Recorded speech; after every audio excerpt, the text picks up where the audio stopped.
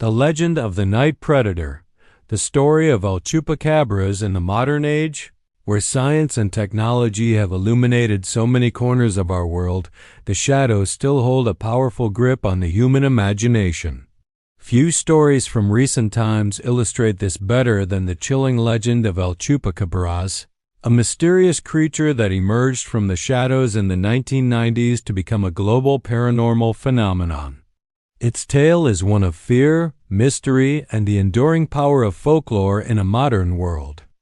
The story is not an ancient one passed down through generations. Instead, it is a uniquely contemporary legend born from a specific series of events at a specific time. Its narrative is a fascinating case study in how a local mystery can, with the help of modern media, quickly evolve into a widespread panic and an iconic tale of terror that crosses international borders. Our story begins in the mid-1990s on the island of Puerto Rico. It was a time of change and uncertainty, and for the farmers and residents of the island's rural areas, life was often a delicate balance. It was in this environment that a series of bizarre and inexplicable events began to unfold, events that would soon give birth to a legendary monster. Throughout 1995, reports started to surface from various municipalities, including the small town of Canovanas, which would become the epicenter of the phenomenon. Farmers would awaken in the morning to a gruesome and perplexing scene. Their livestock, particularly their goats, lay dead in their pens and fields with no obvious cause of death. These were not the messy, torn-apart carcasses typically left behind by known predators like feral dogs or mongooses. The scene was eerily clean, almost surgical. The dead animals were often found with small, precise puncture wounds on their necks or chests, often in a triangular pattern of 3. This precision was deeply unsettling to those who discovered them. What truly fueled the growing fear, however, was another bizarre detail. The dead animals, upon closer inspection, appeared to be completely drained of their blood. This vampiric signature was unlike anything the local farmers or authorities had ever encountered. It suggested a predator that did not kill for meat, but for the life force of its victims. As the number of these strange animal deaths grew, so did the fear and speculation within the community. The local population struggled to explain what was happening. The incidents were so strange, so outside the realm of normal experience, that conventional explanations seemed insufficient. The community was ready for a more extraordinary answer. It was during this time that the creature earned its now famous name. A Puerto Rican comedian and local entrepreneur, Silverio Perez, is credited with coining the term Chupacabras on a radio show. The name, which literally translates from Spanish to goat sucker, was catchy, descriptive, and perfectly encapsulated the creature's terrifying, blood-drinking reputation. The name stuck and a legend was officially born. With a name for their fear, the people needed a face to go with it. That image was provided by one of the first and most influential eyewitnesses, a woman from Canovanas named Madeline Tolentino. Her detailed description of a terrifying encounter would define the Chupacabra for years to come and solidify its image as something otherworldly. Tolentino described a creature unlike any known animal. She claimed to have seen a bipedal being standing about 4 to 5 feet tall. It had grayish skin, a large oval head, and enormous almond-shaped red eyes that glowed in the dark. Its arms were long and thin, ending in 3-fingered claws. Most distinctively, she described a series of sharp, quill-like spines running down the creature's back from the base of its neck to its powerful hind legs. This description, sounding more like a reptilian alien than a terrestrial predator, became the definitive image of the original Puerto Rican Chupacabras.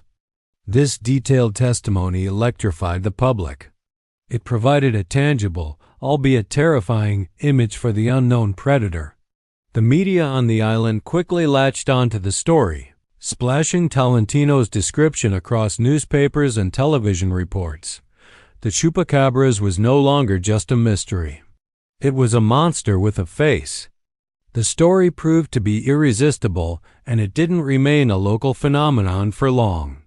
International news agencies and paranormal-focused television shows picked up the tale.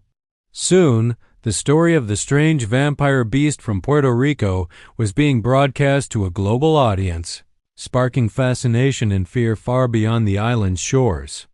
Following this explosion of media coverage, the legend began to spread geographically.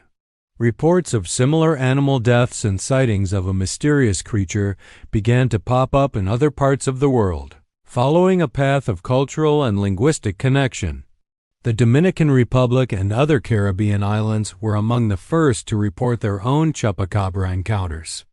From the Caribbean, the legend made a significant jump to the mainland, most notably to Mexico, where it found incredibly fertile ground. The Chupacabras became a massive phenomenon there, with countless alleged sightings and attacks reported in rural communities, dominating tabloids and local news for months. The wave of sightings continued to spread throughout the Americas. Reports emerged from various countries in Central and South America, each adding local flavor to the legend. The creature's fame also traveled north, establishing a firm foothold in the southern United States, particularly in states with large Latino populations like Florida and Texas. Interestingly, as the legend traveled, the description of the creature began to evolve. While some sightings still described the reptilian, spiny-backed monster, a new and distinct version of the Chupacabras began to emerge, especially within the United States. This second form was far more animalistic and canine in nature. This Texas Chupacabras, as it was sometimes called, was described as a strange, dog-like creature, but with profoundly unsettling features. It was consistently reported as being completely hairless, with a thick, leathery, gray or blue-tinted hide. It was gaunt and emaciated, with a prominent spine, long, thin legs, and menacing fangs and claws. This new canine version of the creature soon became the more dominant image, largely because, unlike the alien-like original, people started to find physical evidence. Throughout the 2000s, several carcasses of these strange, hairless Chupacabras were discovered, primarily in Texas and other southern states. Each discovery of a strange-looking carcass would set off a new flurry of media attention. Farmers and landowners would find a dead animal on their property that matched the bizarre, hairless dog description, and the legend would feel more real than ever. For a time, it seemed like undeniable proof of a new species of monster. However, science soon began to provide a compelling and logical explanation for these monsters. When biologists and veterinarians were able to examine the alleged Chupacabra carcasses, they consistently came to the same conclusion. The DNA test confirmed these were not mysterious cryptids, but well-known local animals. The vast majority of the canine Chupacabras were identified as coyotes, with some being domestic dogs or even raccoons. The reason for their grotesque, monstrous appearance was a severe and debilitating skin disease, sarcoptic mange. Sarcoptic mange is an infestation of microscopic mites that burrow into an animal's skin. A severe case leads to an intense immune reaction, causing the animal to lose all of its fur. The skin becomes thick, wrinkled, and discolored, and secondary infections can cause a foul odor. The animal becomes weak and emaciated from the constant stress of the disease. A coyote suffering from this advanced condition is a truly pathetic and shocking sight. It perfectly matches the descriptions of the hairless, gaunt, leathery-skinned Chupacabras that were being found. The mystery of the monster's appearance was, in most cases, solved. This explanation also accounted for the creature's strange behavior. A healthy coyote typically hunts swift prey like rabbits. However, a coyote weakened by severe mange is too slow and sick to hunt effectively. It would be forced to turn to easier targets, such as chickens, sheep, or goats confined in a pen, the very animals the Chupacabras was said to attack.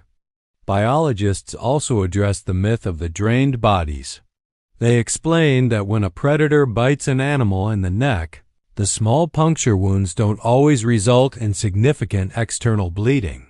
After death, the blood settles and coagulates within the body, which can give the false impression that it has been drained out. While science provided a clear answer for the canine cryptid, it could not explain the original, bipedal monster from Puerto Rico. No evidence for a reptilian, spiny-backed creature has ever been found. It is widely believed that this first version was a product of eyewitness misidentification, perhaps of an ordinary animal seen in the dark, combined with the power of suggestion and mass hysteria. The story of the Chupacabras is thus a tale of two monsters. One was a creature of folklore and imagination, an alien-like being born from fear of the unknown.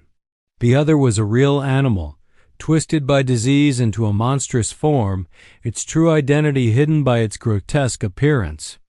Even with logical explanations readily available, the legend of El Chupacabras refuses to die. It has cemented its place in popular culture, appearing in movies, books, and television shows around the world. It speaks to a deep-seated human desire for mystery and a fascination with the idea that there are still unknown things lurking in the night. Ultimately, the Chupacabras is more than just a case of mistaken identity. It is a modern legend. It demonstrates how a single, strange event can ignite a firestorm of belief, fueled by media and spread across the globe, creating a monster that is, for many, more real and more compelling than the scientific truth.